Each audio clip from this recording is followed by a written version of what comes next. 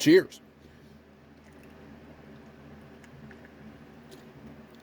By the way, this is actually a really good flavor of Liquid Death.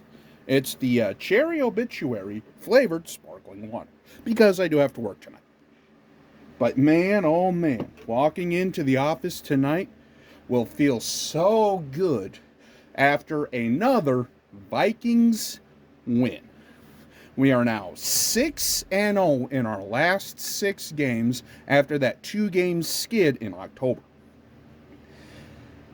But man, oh man, was it anything but an easy game for a very long time. So, without further ado, let's go ahead and dive into it. So, first and foremost, the Vikings win by a score of 42-21 in what actually was a very close game up until probably the third or fourth quarter. But man, oh man. Slinging Sam Darnold went over 300 yards. I believe he finished the day with like 337 pass yards. 5, count them, 1, 2, 3, 4, 5 passing touchdowns.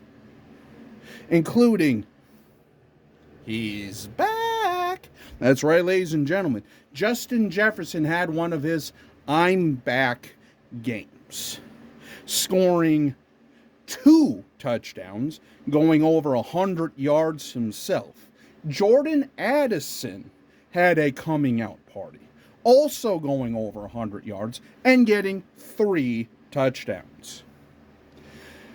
Yeah, but for a long time, though, kind of, do I really have to transition to this? But I suppose I have to. Kirk Cousins had one of his stat games where he also went over 300 yards passing, but he threw 2 back-breaking interceptions.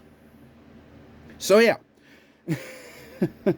Welcome back to Minnesota, Kirk. Had a feeling this game could be one of those ugly games just because the Falcons this year aren't great. However, though, Bijan Robinson, Tyler Algier, I mean, those guys single-handedly tried to keep Atlanta in the game as much as possible. Even Ray McCloud stepped up. Darnell Mooney, yet again, killed the Vikings. I mean, where have we seen that before? Chicago! It doesn't matter where he plays. There's always those players out there that, regardless of what team they play, just absolutely cook us. But anyway, at the very end of the day, though, it didn't matter because the Vikings ended up with a dominating win. And that even included a kick-off fumble recovery that turned into a touchdown by the Vikings that basically sealed the game. And then we got a couple of more touchdowns and stuff like that. And Byron Murphy Jr. with the game-clinching interception. I mean, it was beautiful. It was amazing. It was very stressful for the first 3 quarters, not gonna lie. It was a back-and-forth affair. The defense would get after Kirk Cousins, but then they'd back off, and then Kirk could find some momentum, and basically a very Kirk Cousins-like game. And then, thankfully, the defense woke up when they needed to, showed up when they needed to, and showed out when they needed to. Oh, man. All I can say is we could really use Ivan Pace Jr. back. We can really use some of those injured guys back badly. And I mean badly. But hey, kudos to Sam Darnold. He went out there and put the game on his shoulders.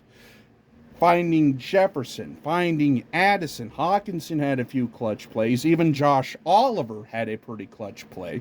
I mean, the offense looked very good. And for the first time in I don't even know how long, Aaron Jones did not cough up the football. And in fact, he even rushed for 75 yards and got a touchdown. Leg clap, because finally he broke his demons with the fumbling issues. He even caught a couple passes too, so his all-purpose yards were very, very nice.